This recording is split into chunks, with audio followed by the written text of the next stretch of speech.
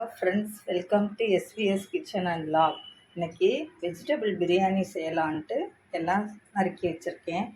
வெங்காயம், தக்காளி, 3 பச்சை மிளகா வச்சுருக்கேன், மல்லி புதினா வச்சுருக்கேன், பீன்ஸ் கேரட்டு பட்டாணி ஊற வச்சுருக்கேன், அரிசியும் ஊற வச்சுருக்கேன். சாப்பாட்டு அரிசி தான் இன்றைக்கி நான் வச்சுருக்கேன். அதுக்கு பார்த்திங்கன்னா மசாலா நீங்கள் பிரியாணி மசாலாவோ கரம் மசாலாவோ போட வேணாம்.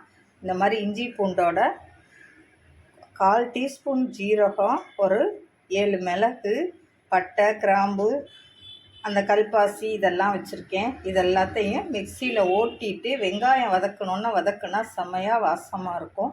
இப்போ எப்படி செய்கிறதுன்னு பார்க்கலாம். பாருங்கள், எண்ணெய் நல்லா காஞ்சிருச்சு. பட்டை, கிராம்பு இதெல்லாம் போட்டுடலாம் தாளிக்க. இது பொரிஞ்சதும் பட்டை மிளகா போடுறேன். தெரிக்கும், பார்த்து போடணும். அதுக்கு அடுத்ததாக நாம் வெங்காயத்தை போட்டு நல்லா வதக்கிக்கலாங்க. பாருங்கள், வெங்காயம் நல்லா வதங்கிடுச்சு. இப்போ நம்ம இஞ்சி பூண்டோட அரைச்சி வச்சுருக்க மசாலாவை போட்டு வதக்கிக்கலாம். இந்த மாதிரி செய்யும்போது வாசம் ரொம்ப சுவையாக இருக்கும். பார்த்திங்கன்னா ரோட்டு கடையில் வாசமாக இருக்குது பாருங்கள். போகிறப்போ பிரியாணி இந்த மாதிரி மசாலா அவங்க உடனே அரைச்சி போடுறதுனால தான் வாசம் அதிகமாக இருக்குது. மசாலா பச்சை வாசம் போட்டு நல்லா வதக்கியாச்சு. இப்போ 2 பெரிய தக்காளி நறுக்கி வச்சுருக்கேன், அதையும் போட்டு நல்லா வதக்கிக்கலாம்.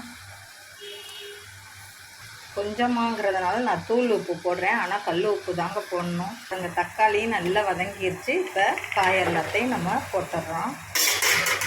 போட்டுட்டு நல்லா வதக்கி விடணும்.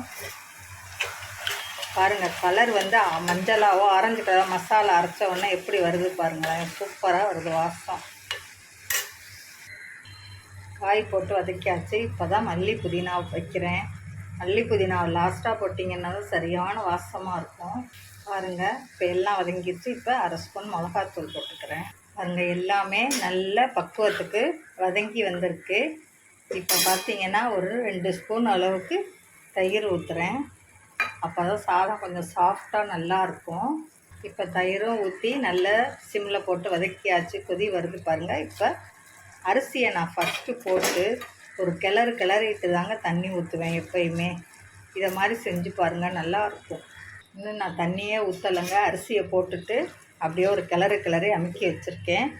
இதுக்கப்புறம் தான் நான் தண்ணி ஊற்ற போகிறேன். எதுக்காக அப்படி பண்ணுறோன்னா, அந்த இருக்கிற அந்த எண்ணெயிலையும் அந்த தயிர் ஊற்றணும் பார்த்திங்களா, அதோட இதுலேயுமே ஒரு 1/4 வாசிக்கு குக் ஆகுது பாருங்கள். அப்படி இருக்கும்போது 1க்கு 1.25 1/2 தண்ணி வச்சாலே போதும். இப்போ தண்ணியை ஊற்றிக்கலாம். அளந்து வச்சுருக்கேன்னா அந்த தண்ணியை நான் இப்போ ஊற்றிக்கிறேன். பாருங்கள், கொதி நல்லா வந்துருச்சு. இப்போ குக்கர் மூடியை போட்டு நம்ம விசில் மாட்டிடலாம். ஒரு விசிலுக்கு விட்டுட்டு 3 நிமிஷம் சிம்மில் வச்சிடலாம். பாருங்கள், விசில் போயிடுச்சு. இப்போ நம்ம குக்கரை திறக்கலாம். பாருங்கள், சூப்பராக இருக்குது பாருங்கள் பார்க்க. 1/2 டம்ளர் தாங்க நான் தண்ணி வச்சுருக்கேன். அரிசியை வதக்கி விட்டு அதுக்கப்புறம் தண்ணி ஊற்றுனதுனால கம்மியாக தான் ஊற்றணும். இப்போ கிளறி விட்டு பார்க்கலாம். பாருங்கள், எவ்வளோ சாஃப்டாக சூப்பராக வந்துருக்கு பாருங்கள் பிரியாணி, வெஜ்ஜு பிரியாணி. இதை பேச்சுலர்ஸ் எல்லாமே ஈஸியாக கடையில் இந்த பேக்கெட்டே விற்கிது. அப்படியே வாங்கி இஞ்சி பூண்டு 2 பக்கம் தோலை எடுத்துகிட்டு போட்டாலே தோல் போயிடும் தண்ணிக்குள்ளே போட்டாலே. இப்போ கிளறி விட்டு 1 ஸ்பூன் நெய் விட்டுக்கலாம். இது மேலே பசு நெய்ங்க 1 ஸ்பூன் நெய் விட்டுக்கலாம். ஏன்னா ஆரம்பத்துலேயே நெய் விட்டால் வாசம் இருக்காது. அப்படியே மெல்ட் ஆகி உள்ளே போகும். 1 நிமிஷம் மூடி வச்சிடலாம். பாருங்கள், வெஜ்ஜு பிரியாணி ரெடி ஆகிடுச்சு பொலன்னு. அதுக்கு சைடிஷ் என்னன்னு பார்த்திங்கன்னா ஆனியன் ரைத்தா தான். இதுதான் இன்றைக்கி எங்கள் வீட்டு லஞ்சு. இதை மாதிரி நான் செஞ்ச மாதிரி நீங்களும் செஞ்சு பாருங்கள். எப்படி இருக்குன்னு கண்டிப்பாக சொல்லுங்கள் செஞ்சு பார்த்துட்டு. இல்லை நீங்கள் எப்படி செய்வீங்கிறத கமெண்ட்டில் சொல்லுங்கள். பிடிச்சிருந்தா லைக் பண்ணுங்கள், ஷேர் பண்ணுங்கள், கமெண்ட் பண்ணுங்கள், சப்ஸ்கிரைப் பண்ணுங்கள். தேங்க்யூ.